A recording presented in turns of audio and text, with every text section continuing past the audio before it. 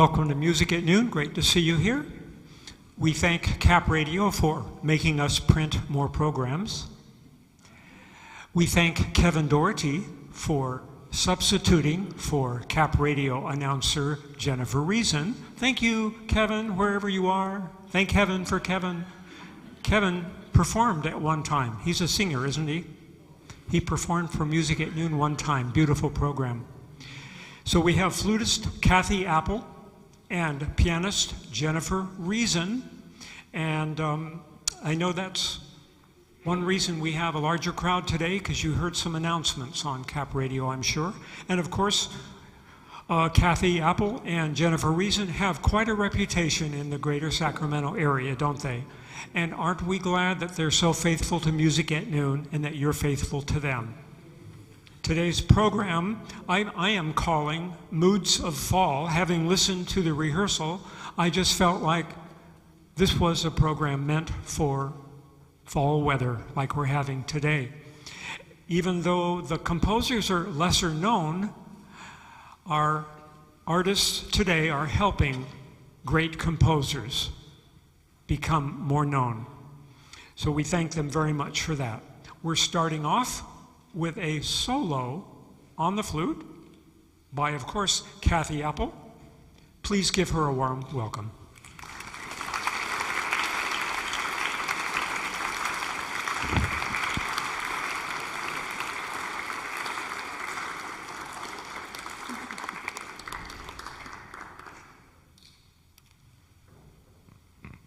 Testing. All right.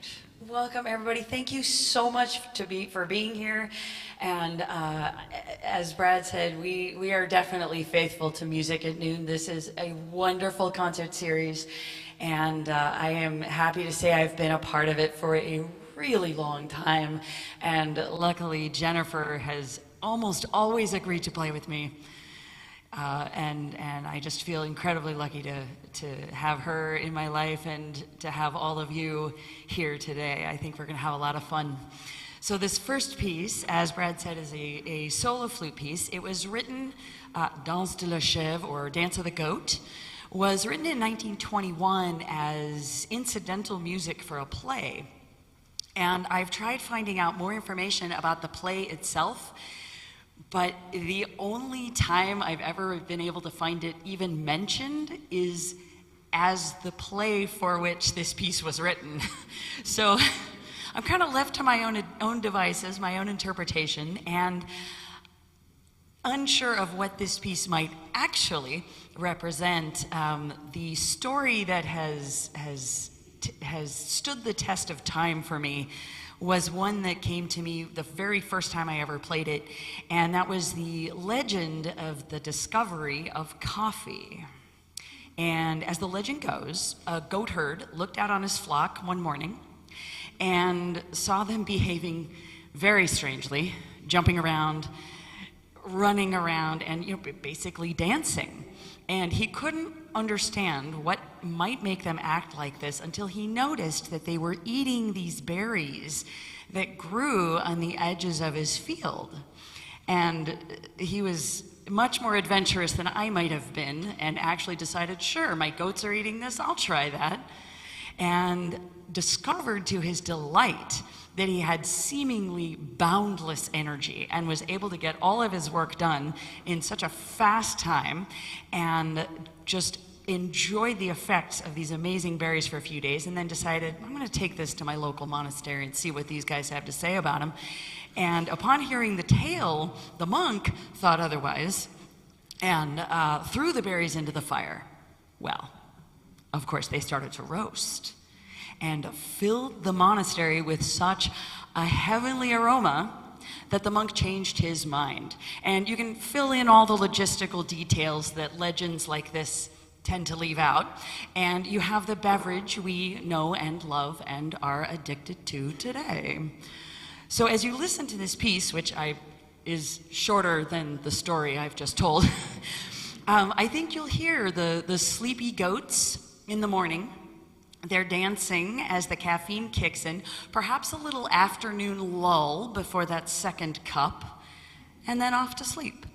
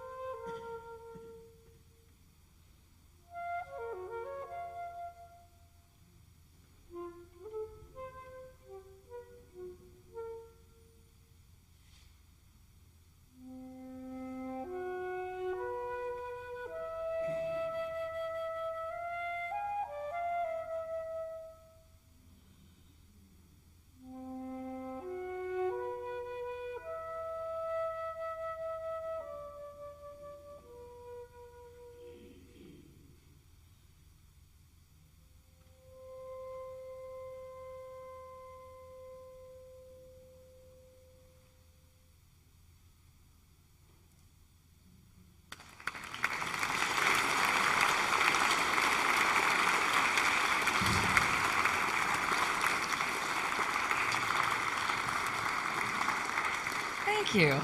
A little cup of coffee to start us off today.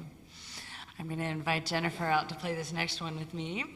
This is a piece by UK composer Ian Clarke. He's also a flutist. And this particular piece, Hypnosis, is from a category of pieces taken from various improv sessions that he had with his band. And the three players performed together in a rock band and included these sort of improvisatory pieces as part of their sets. And after a while, they started to kind of structure this a little more, and finally, after almost 10 years of including this in their gigs, Ian Clarke finalized it into the piece for flute and piano that you'll hear today. So this is Hypnosis by Ian Clarke.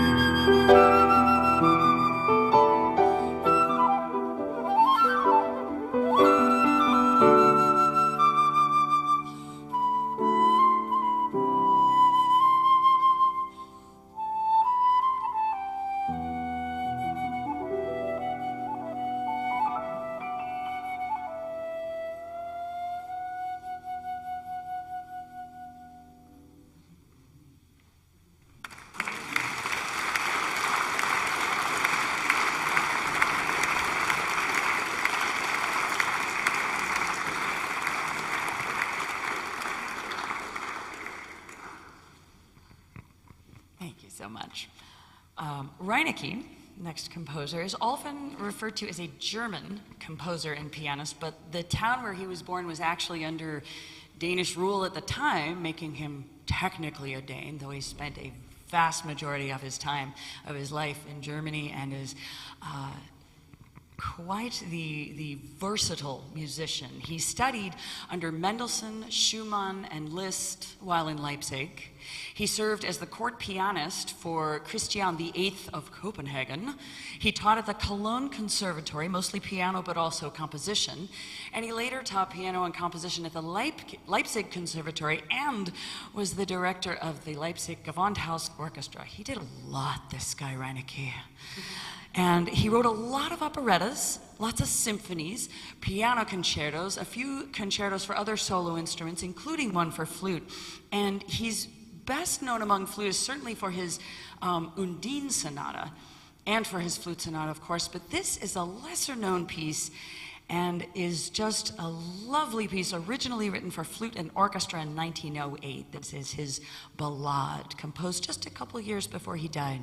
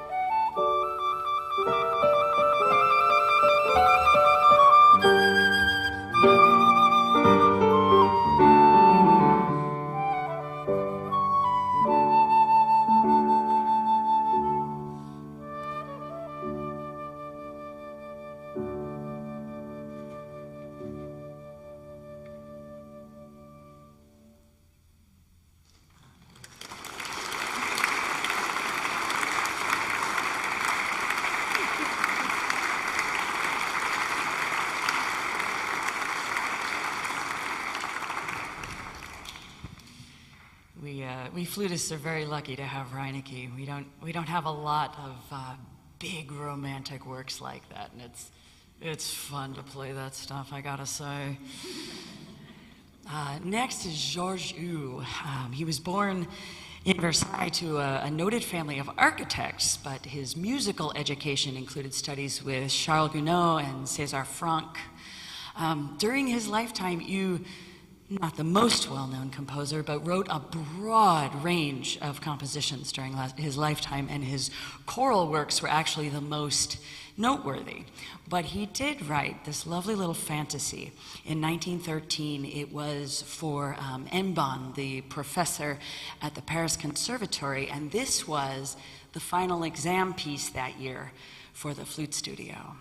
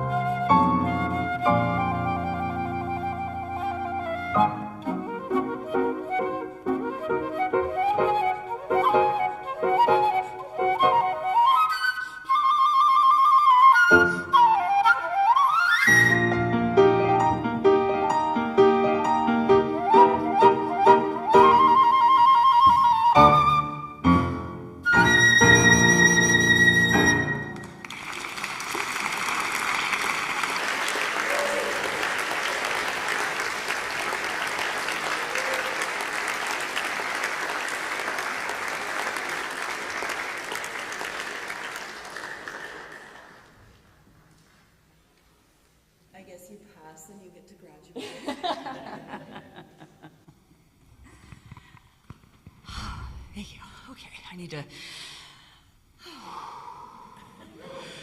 Oh, that's a lot of notes. I'm going to talk about the next two pieces together because they're related.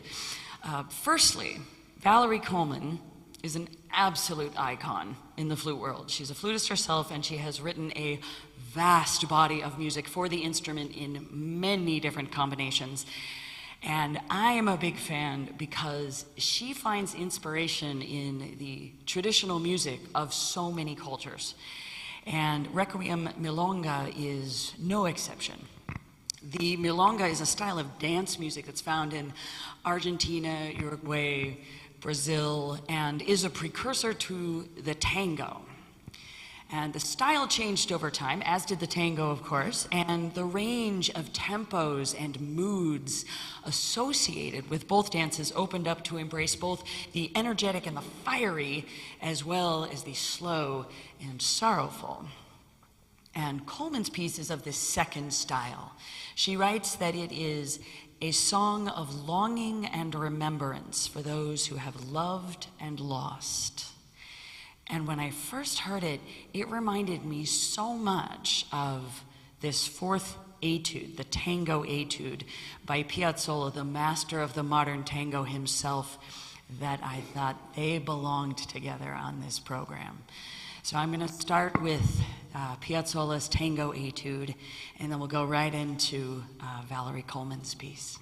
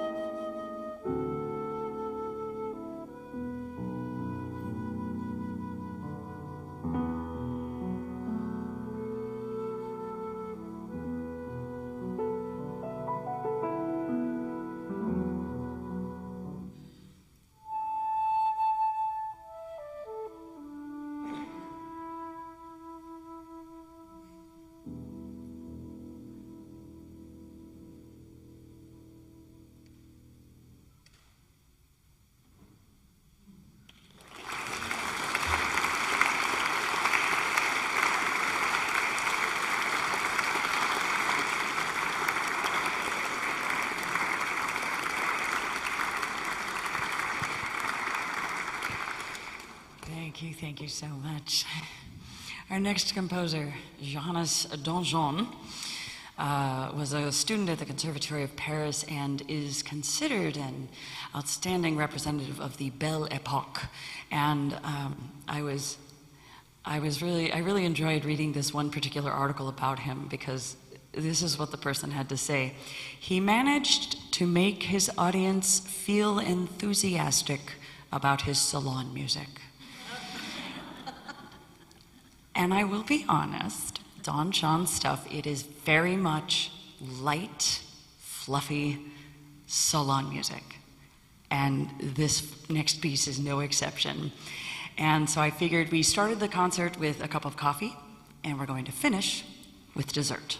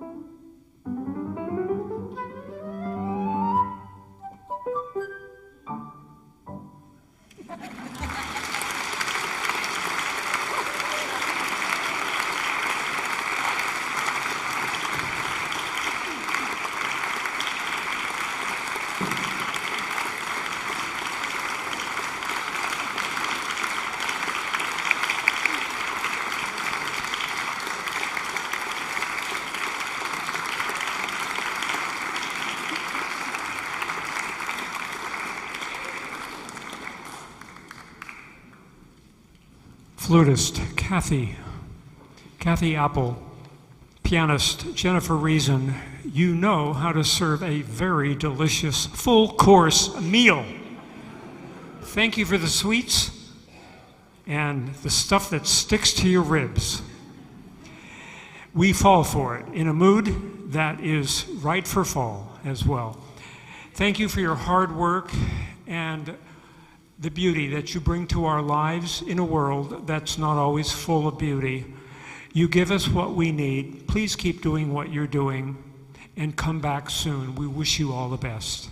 Thank you.